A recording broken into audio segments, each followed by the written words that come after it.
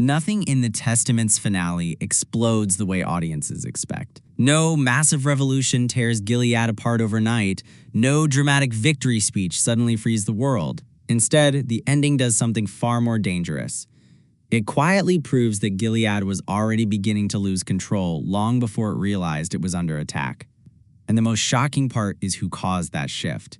Not commanders, not rebels with armies, not even Aunt Lydia alone. The show is clearly hinting that the real threat to Gilead was always the one thing the regime never truly understood: teenage girls who stopped being afraid. Because by the end of Season 1, Agnes and Daisy are no longer moving like children trapped inside a system. They are moving like people who finally see the system clearly. That change is everything. Gilead survives through confusion, isolation, and obedience. It trains girls to fear knowledge before they ever learn how powerful knowledge can become. But the second those girls begin connecting the lies around them, the foundation starts cracking from underneath. And the finale makes that terrifyingly obvious. The final episodes slowly strip away the illusion that Gilead controls destiny. Every conversation, every hidden message, every quiet act of defiance reveals something important. The younger generation is adapting faster than the regime can contain them. The commanders still believe fear is enough. Aunt Vidala still believes discipline can preserve order. But the show is clearly hinting that the world they built is already outdated.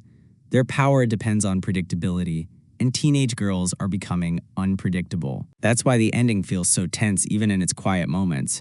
Agnes' transformation becomes the emotional center of the finale because she begins understanding that identity itself has been weaponized against her.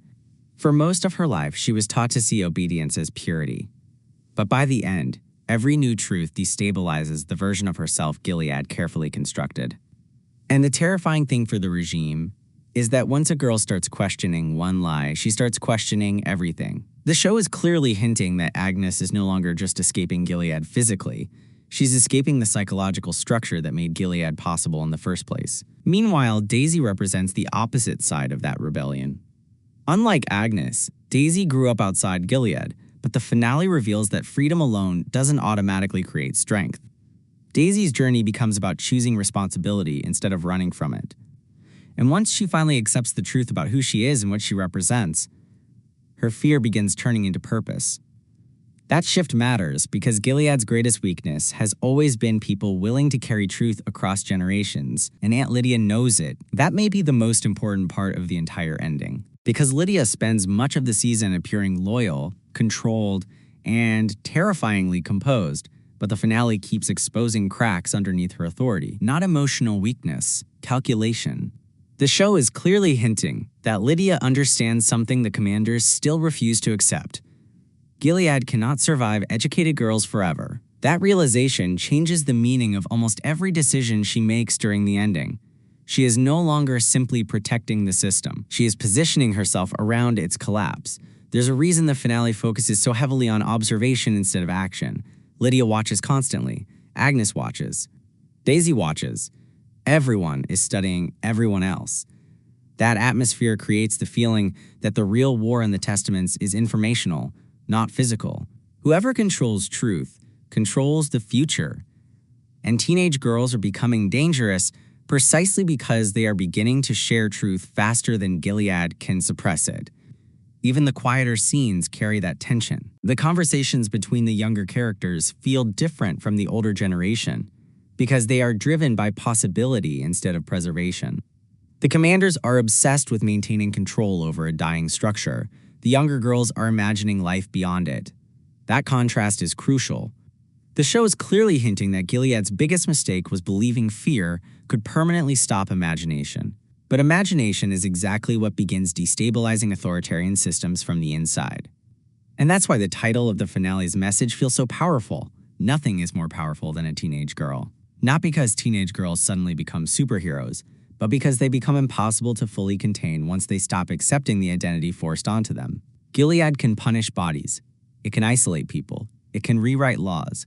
But it struggles to survive once young women begin emotionally disconnecting from the ideology holding the regime together. The ending scene reinforces that idea perfectly. There's no massive celebration, no clean resolution. Instead, the finale leaves viewers with movement, quiet movement, information passing between people, hidden understanding forming beneath the surface. The show is clearly hinting that revolutions don't always begin with explosions.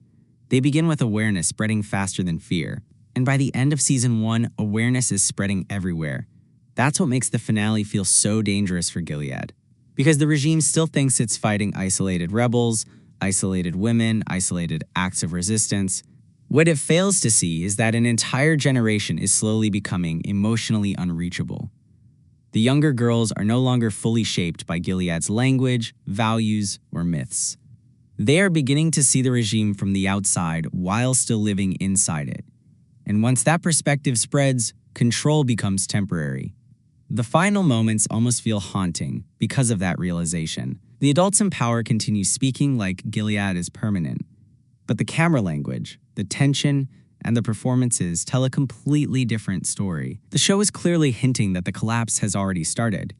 It just hasn't become visible enough for the commanders to panic yet. And that may become the defining conflict of season 2.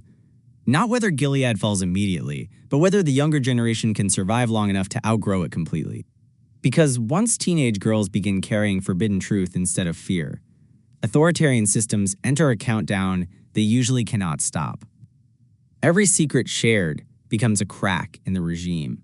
Every question asked becomes an act of rebellion.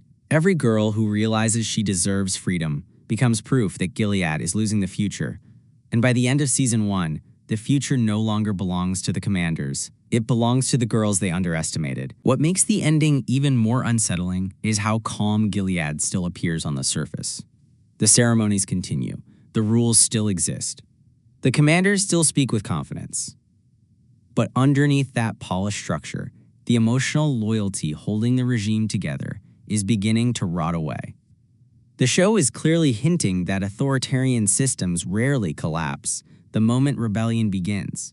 They collapse when people secretly stop believing in them while pretending everything is still normal. And that silent disconnect is spreading everywhere by the end of the season. Agnes becomes the clearest example of that shift, because her rebellion starts internally before it ever becomes physical. She begins noticing contradictions she was never supposed to notice. The people claiming to protect purity are driven by control. The people demanding obedience are terrified of independent thought. And the more she sees those hypocrisies, the harder it becomes for Gilead to emotionally own her. The show is clearly hinting that this is exactly why educated young women frighten the regime more than open violence ever could. Once a girl learns to interpret the system instead of blindly obeying it, she becomes unpredictable. At the same time, Aunt Lydia's role becomes more complicated than simple redemption or betrayal. The finale carefully avoids presenting her as fully heroic because her methods are still rooted in manipulation and fear. But there's growing evidence that Lydia no longer believes Gilead can survive in its current form. Instead, she seems focused on controlling what rises after the collapse begins. The show is clearly hinting that Lydia may already be preparing the younger generation for a future beyond Gilead, even if she would never admit it openly. That possibility makes her one of the most dangerous figures in the story, not because of brute authority, but because she understands how power transitions before anyone else does. And that's why the ending leaves such a powerful emotional weight behind. It's not simply about escaping oppression. It's about realizing the next generation has already started emotionally outgrowing the world built to contain them. The commanders still believe they are shaping obedient daughters, but the finale quietly reveals they are accidentally creating witnesses instead. Girls who remember everything. Girls who compare stories. Girls who recognize lies the moment they hear them. And once that awareness spreads far enough, the collapse of Gilead stops being a possibility.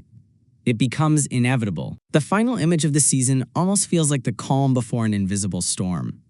Nobody openly declares war on Gilead, yet the atmosphere tells a completely different story. The younger generation is no longer waiting for permission to imagine another life, and that emotional shift may be the most irreversible change the regime has faced so far. The show is clearly hinting that once hope becomes collective instead of isolated, fear begins losing its ability to control people. And Gilead was built entirely on fear. That's why the finale doesn't end with destruction. It ends with momentum. Quiet momentum moving through conversations, memories, hidden alliances, and girls who are beginning to realize they were never as powerless as they were taught to believe. The commanders still control the laws, the punishments, and the public image of order, but the future is slowly slipping out of their hands. And by the time they finally understand how much has already changed, it may be far too late to stop the generation they created from becoming the force that destroys them.